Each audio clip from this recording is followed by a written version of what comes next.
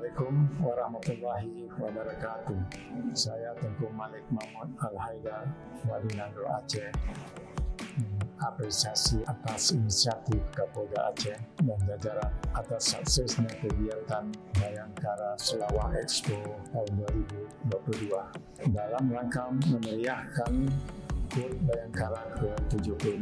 Selawah Expo tahun 2022 juga sebagai hiburan masyarakat Aceh setelah tertempa pandemi COVID-19 selama 2,5 tahun.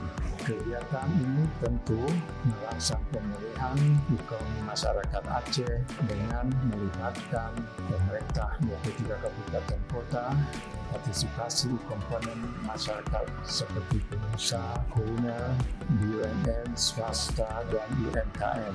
Tidak luput juga hiburan, seniman kebudayaan Aceh dan nasional, serta tak ketinggalan juga perlombaan pemandikan jenazah yang mungkin baru pertama sekali dilakukan di Aceh dan Indonesia, dan juga kegiatan selawat bersama dan lainnya. Sekianlah dari saya, kami ucapkan sukses dalam pemulihan ekonomi nasional bersama Polri Prosesi Polda Aceh.